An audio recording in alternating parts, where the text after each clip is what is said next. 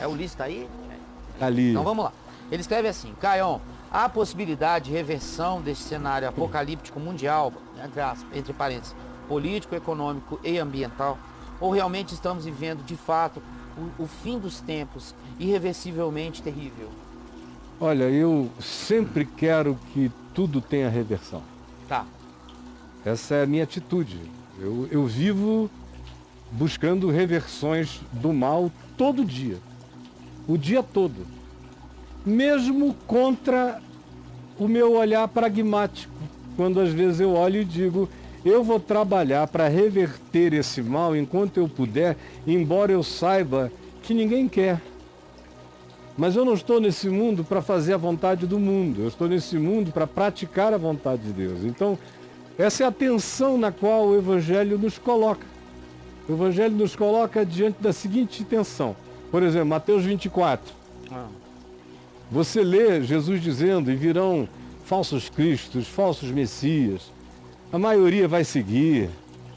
O Evangelho vai ser pregado, mas não vai ser crido. Quando o Filho do Homem voltar, não vai encontrar fé na terra. E aí ele fala de guerras, revoluções, de nações contra nações, reino contra reino, de crises sísmicas, ambientais, os mares subindo, os homens desmaiando de terror, pela expectativa das coisas que sobrevirão e sobreviriam ao mundo. Faz toda essa descrição horrível.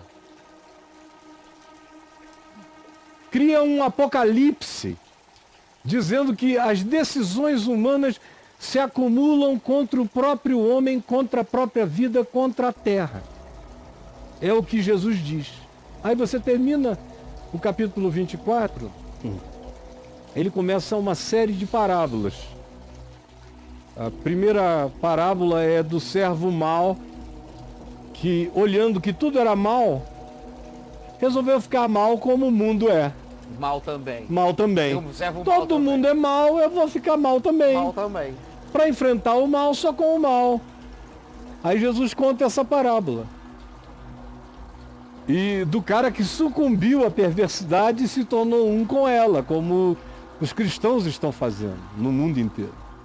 Aí ele conta uma segunda parábola das virgens, que ficam com sono, que perdem a esperança, que deixam a chama apagar no coração e dormem. Aí ele conta a parábola dos talentos, do cara que recebeu o talento, um mais, outro médio, outro menos, mas cada um conforme a capacidade que tinha de aumentar, de ampliar, de fazer a sua parte no processo.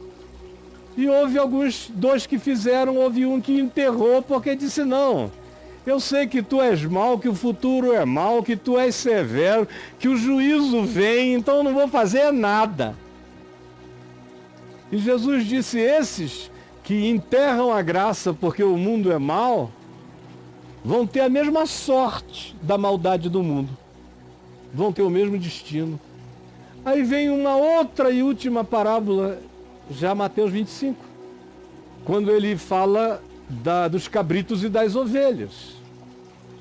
E diz que naquele dia as nações serão reunidas, as nações. Ele não está só falando de indivíduos, ele está falando das nações da terra. E do que elas significaram, representaram e daquilo que elas escolheram para si. Para o mundo, para a existência, para o coletivo. Então naquele dia, ele reunirá os povos, as nações, separará uns dos outros. E não vai separar por critério de etnia, nem de nacionalidade, nem de raça, nem de ideologia, nem de nada disso, nem de religião. Vai separar conforme as obras de cada um, em cada uma dessas nações. No fim, está cheio de crente no Irã, o maior avivamento que está acontecendo nesse milênio, nesses 20 anos, desses 20 anos do milênio atual, está acontecendo no Irã. Eu falei disso aqui em novembro do ano passado. Foi. Mostrei um pedaço de vídeo. Tinha um documentário, tem um documentário. É um negócio extraordinário o que está acontecendo de gente se convertendo sem ninguém falando com ninguém. É no olhar, é no secreto, é proibido. É. E está explodindo. No meio dessa multidão aí está cheio de irmão. Para você que só leva a sério o humano que seja irmão. Para mim, todo humano é irmão. E aqueles que são da família da fé são pessoas com as quais eu me comunico melhor, né? Deveria, pelo menos. É por aí, né? Deveria, pelo menos. Está cheio de gente que faz a mesma confissão que eu faço, que eu ensino todo dia aqui. Então, naquele dia, Mateus 25, ele vai separar, vai tirar. Vai ter um monte de gente lá do prayer breakfast, do Trump, que vai ficar de fora, batendo na porta. É. Lá não é Brexit, não. É Não, é breakfast.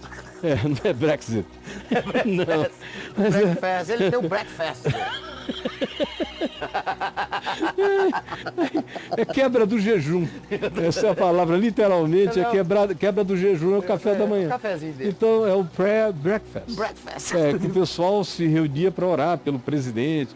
Virou uma instituição poderosa, é o maior lobby americano. Muitos desses vão bater na porta e não vão entrar. E tem um bocado de iraniano que já está dentro. Já está dentro. Ser entendido. Eles não entendem, mas chegará aquele dia em que ele separará uns dos outros como os cabritos das ovelhas.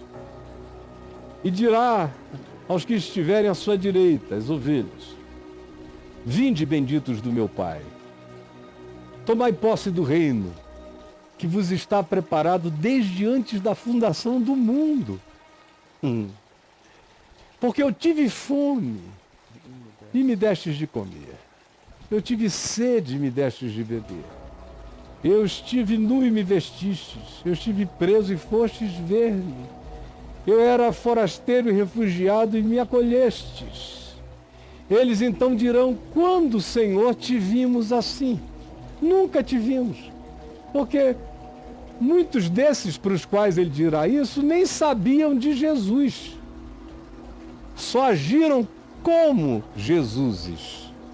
Não sabia. Muitos não sabiam, tanto é que disseram: nunca te vimos.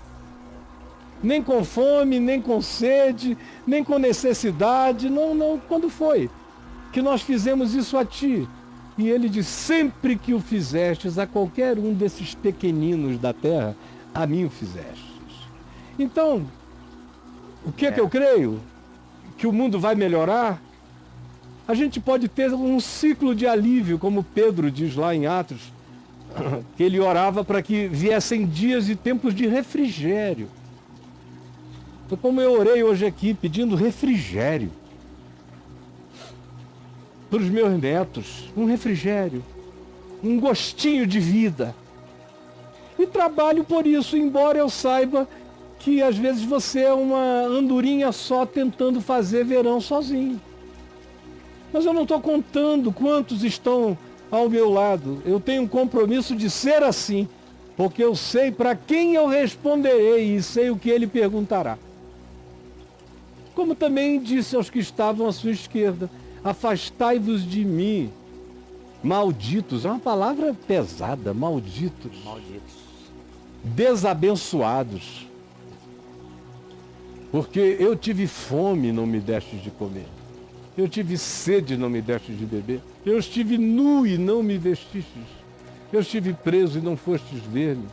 Eu fui forasteiro, estrangeiro e refugiado e não me acolhestes. Eu fui enfermo e não tivestes compaixão de mim. E eles então dirão: quando te vimos assim? Nunca te vimos assim. Jamais deixaríamos que tu estivesses nessa situação. Olha a diferença. Os primeiros não sabiam quem era Jesus. Esses aí tinham tanta certeza de quem era Jesus que disse nunca. Porque o Jesus deles era Jesus de crucifixo, Jesus de porta de templo, Jesus de declarações doutrinárias, Jesus de guerras dogmáticas, Jesus da religião. Era o que eles achavam que era Jesus. E Jesus disse: não, isso não era eu. Vocês me viram sim. Vocês me viram e deixaram de fazer. Todas as vezes que vocês viram a pessoa com fome, com sede, presa injustamente, estrangeira sem abrigo, sem agasalho, com fome, com frio, doente, enferma, desacolhida. E como disse João, vendo com os olhos, podendo estender a mão, não estendestes. Sempre que agistes assim, foi contra mim que agistes. Então, respondendo a sua pergunta de novo, é nessa tensão que a gente tem que viver. De um lado, sabendo que a humanidade é cega, loucamente cega. Está diante dos nossos olhos a cegueira humana. Como o mundo jaz no maligno, como a consciência humana é acendida aqui e ali, em alguns, a maioria existe só como animais mamíferos predadores em estado de disputa. É só isso. Mas, apesar disso, eu estou aqui. Você está aí. Quem quer que, sendo de Jesus, esteja aqui, tem que agir como um Cristo solitário. Não é uma convocação para que a gente tome a cruz coletivamente. Se alguém, é para alguém, é para um indivíduo, quer vir após mim, negue-se a si mesmo, tome a sua cruz e siga. Minha decisão pessoal. Se tem muitos, se tem poucos, não é a minha questão. Aliás, Jesus disse que haveria poucos. Nós seríamos um pequenino rebanho, que os que entram pela porta estreita são poucos, que têm coragem de andar pelo caminho estreito, são poucos os que acertam, são poucos os que dizem amém, os que dizem é verdade, é assim que tem que ser, são poucos. A maioria existe nesse estado como bandos ensandecidos, loucos. Não enxergam nada além da pátria, nação, ideologia, briga, ódio e... Ai, eu anelo para que venha novo céu e nova terra onde habita em justiça. Por isso é que eu me confesso como estrangeiro e peregrino de passagem por esse mundo, porque a minha pátria não está aqui, está nos céus. E Jesus mesmo disse, o meu reino não é deste mundo, não tem nada a ver com o que vocês chamam de reinos e poderes. O meu não tem nada a ver com isso. Você escolhe a que reino você pertence. Mas e aí, brother?